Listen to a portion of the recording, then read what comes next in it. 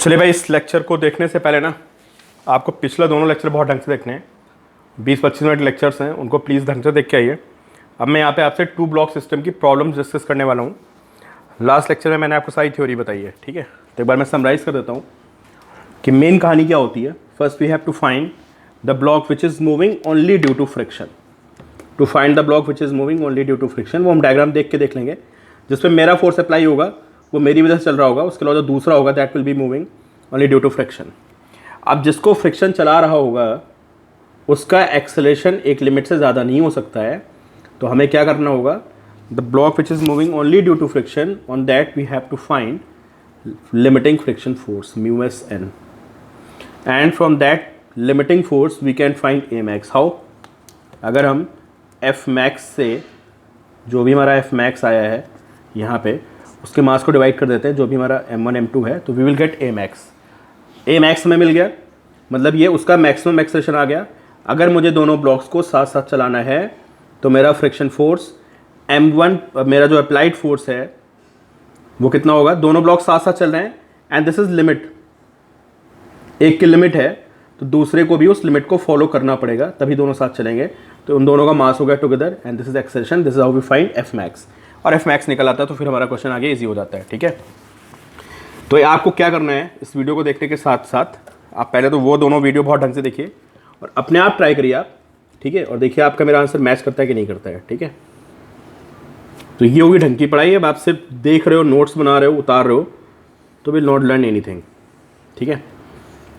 तो it's better कि आप, this block is of 5 kg, this block is of 10 kg, your friction coefficient is 0.2, okay, and this is force F. In first question, in first part, this my force is 60 Newton, and in part B this force is 20 Newton, ठीक है। The friction coefficient is 0.2. this is smooth. हम जो भी cases की बात कर रहे हैं वहाँ पे हम ग्राउंड को स्मूथ रखते हैं, बाद में हम लोग ग्राउंड वाले भी क्वेश्चन देखेंगे। Friction is present on ground, F is 20 Newton, this surface is smooth. क्या फाइंड करना है दोनों केसेस में? Find acceleration of 10 kg block, find acceleration of 5 kg block, and also find friction force between 10 kg and 5 kg। This is question statement. यहाँ तो friction नहीं है, 10 kg वाले का एक्सेलरेशन, 5 kg वाले का acceleration and friction force between, तो ये हमें दोनों पार्ट में काम करना है, ठीक है। तो 60 एंड 20, चलो भाई प्लीज़ आप अपने आप ट्राई करिए यार, ठीक है। आपको कट कॉपी पेस्ट नहीं मारना है। तो पहला स्टेप क्या होता है, हमें देखना होता है कि कौन फ्रिक्शन की वजह से मूव कर रहा है, कौन मूव कर रहा है। साफ साफ दिख रहा है कि मैंने यहाँ तो फोर्स अप्लाई कर रखा है, इसको कौन चलाएगा, 10 kg वाले को। जो नीचे से फ्रिक्शन आएगा वो उसको आगे पुल करेगा, ठीक है। तो सबसे पहला स्टेप क्या होता है, to find the block which is moving only due to friction, and on that block we have to find a max and f max. तो चलो भाई इसको देखते हैं 10 kg वाले को, इसको तो सिर्फ और सिर्फ फ्रिक्शन चला रहा है।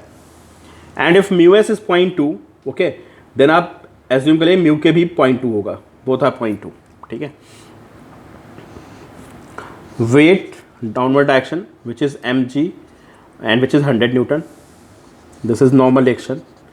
What about direction of acceleration, friction है, आपको पता चल चुका होगा कि फोर्स आपने इस पे अप्लाई किया है, तो this block has a tendency to move in the forward direction, so friction on this block will be in the backward direction and friction on this block will be in forward direction, ठीक है। ये ऐसे बोल सकते हैं कि जब ये ब्लॉक आगे जाएगा तो ये 10 kg का ब्लॉक इसके रिस्पेक्ट में, भाई इसको आप खींचोगे ना ऐसे, तो 10 kg का ब्लॉक इसके रिस्पेक्ट में पीछे आने की टेंडेंसी होगी, इसलिए उस पर फ्रिक्शन आगे लगेगा। And we have to find कौन सा friction, limiting friction, which is mu s n. So what is mu s? Mu s is 0.2 and n is 100, so this is limiting friction, and which is how much? 20. Okay, this is 20 Newton. इससे ज़्यादा friction force इस पर नहीं आ सकता है। अगर ये सारा फ्रिक्शन आ गया तो इसका जो एक्सेलरेशन होगा 10 kg वाले का, दैट विल बी मैक्सिमम। भाई 10 kg पे मैंने मैक्सिमम फ्रिक्शन देख लिया है, this is maximum friction.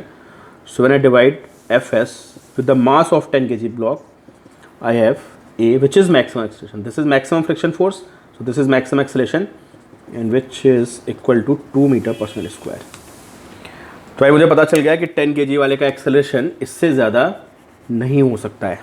ठीक है, मेरा काम आधा हो चुका है। ठीक है, अब मुझे एफ मैक्स पता करना है कि भाई एफ मैक्स कितना होगा। तो मैं पूरे सिस्टम को एक ले लूँगा, और मुझे पता है मैं दो पूरे सिस्टम को एक ले लूँगा, and there is no friction, so what will be F max, that will be m1 plus m2 together 15 kg into a max, force is mass into acceleration, which is a point which is 2, so this is not 0.2, this is 30 Newton. तो भाई ये वो force आया है जिस पे ये दोनों ब्लॉक साथ साथ चलेंगे और 10 kg वाला अपनी लिमिट पे होगा, उससे ज़्यादा वो बेचारा भाग नहीं पाएगा। ठीक है, तो चलो मेरा आधा काम हुआ है। अब पहले हम आते हैं फर्स्ट पार्ट पे।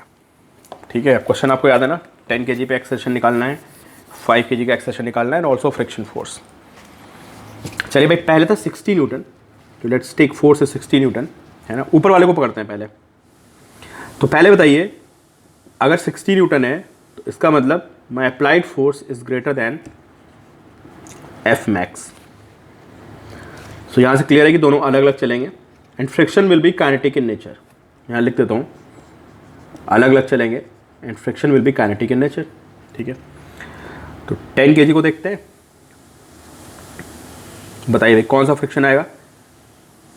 म्यू के एन आपको समझ में आ रहा है यार, एन में कन्फ्यूज़न तो नहीं किसी को। फिर कन्फ्यूज़न ही नहीं तो मैं आपको बता दूं कि this is 10 kg block, its weight is 100 newton in downward direction, and this is normal action in upward direction, this is balance, so normal action is equal to 100 newton. Okay, this normal action is 100 newton. ठीक है, तो what will be nature of this friction, this will be kinetic as there is sliding. तो इसको proper F के लिखेंगे, and how to find F के, mu के N. Since only one coefficient of friction is given, we can assume it to be Fk as well as mu k as well as mu s। इसी को हम mu s मान लेंगे, इसी को हम mu k मान लेंगे। 0.2 into 100 and we have Fk is 20, so from here A is force upon mass, this mass is 10 kg, तो 20 by 10 this is 2 metre per second square. ये इसका एक्सेशन आ गया 10 kg वाले का। ठीक है, चलिए भाई 5 kg वाले को पकड़ते हैं, नीचे वाले को पकड़ते हैं। मेरा अप्लाइड फोर्स कितना है, मेरा अप्लाइड फोर्स है 60 न्यूटन। फ्रिक्शन कितना आया, अभी मैंने निकाला था फ्रिक्शन, वही जो फ्रिक्शन इस पे आएगा वही फ्रिक्शन इस पे आएगा। फ्रिक्शन हमेशा पेयर में होता है, मैं कैलकुलेट नहीं करूँगा, मैं डायरेक्टली लिख दूंगा एफ के इज 20। ठीक है, तो what will equation 60 minus 20, this is net force is equal to M A, M into A, 60 minus A is 8 metre per second square. तो देखो भाई नीचे वाले का 8 मीटर पर सेकेंड स्क्वायर आ गया, and friction will be kinetic in nature, friction will be kinetic in nature. ठीक है, अगले पार्ट को बहुत ध्यान से देखना कि know my applied force is less than F max, क्योंकि मेरा फोर्स कितना था 20 था, और एफ मैक्स की वैल्यू कितनी आई थी 30 आई थी। तो my applied force is 20 which is less. Acceleration निकालना तो सबसे ईजी है, कुछ है ही नहीं एक्सेलरेशन का, दोनों साथ चलेंगे। So I can write net force is 30, और यहाँ से प्रूफ हो रहा है कि both are moving together, so mass is 15, total mass is 15 into a, so a is this my applied force is 20 newton in this case, so a is 20 by 15 which is 4/3 metre per second square. This is acceleration, दोनों का साथ है। What about friction, मैं फिर बोल रहा हूँ कि बहुत से बच्चों को कन्फ्यूजन होता है कि सर ये भी चल रहा है, ये भी चल रहा है, आप बोलते हो फ्रिक्शन स्टैटिक है। तो मैं फिर बोल रहा हूँ कि बिल्कुल फ्रिक्शन स्टैटिक ही होगा। Why, because there is no sliding between 10 and 5, they are moving together. ठीक है, 10 भी चल रहा है, 5 चल रहा है, दोनों चल रहे हैं, तो चलने से काइनेटिक थोड़े ना आता है। काइनेटिक कब आता है, देयर मस्ट बी स्लाइडिंग। तो क्योंकि दोनों का एक्सेलरेशन साथ साथ है, दोनों साथ साथ चल रहे हैं, तो देर इज नो स्लाइडिंग, तो friction will be static in nature. Limiting कब लगता है, जब ये एफ मैक्स होता है। अगर यहाँ पे 30 होता तो यहाँ पे फ्रिक्शन लिमिटिंग होता, 30 से ज़्यादा होता तो फ्रिक्शन यहाँ पे काइनेटिक होगा, और 30 से कम है तो साथ साथ चलेंगे, तो there is no sliding and friction will be static in nature. तो भाई हमको पता है कि स्टैटिक फ्रिक्शन कैसे निकालें। किसी इक्वेशन को यूज़ कर सकते हैं, हम इसको बना सकते हैं, इसको ऊपर वाले को बनाना ईजी है कि ऊपर ज़्यादा फोर्सेज नहीं है ना। बताओ इसको कौन चला रहा है, अरे भाई कौन चला रहा है, लिमिटिंग, काइनेटिक या स्टैटिक? स्टैटिक चला रहा है, तो हम एफ एस भी नहीं लिखेंगे, एफ के भी नहीं लिखेंगे, सिंपली एफ लिख देंगे।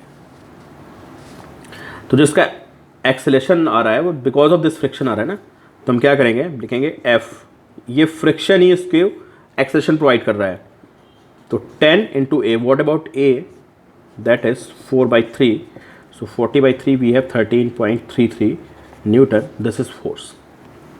ठीक है, तो गलती से आप यहाँ पे म्यूकेन नहीं लिखेंगे, गलती से आप म्यूएसएन नहीं लिखेंगे, ओनली एफ, है ना, और दिस विल बी स्टैटिक, और इसका जो एक्सेलेरेशन आ रहा है mass into acceleration, that is because of this friction. तो यहाँ पे हम लोग अक्सर गलती कर देते हैं, इस बात को हमें ध्यान रखना है। ठीक है, दिस इंपॉर्टेंट क्वेश्चन।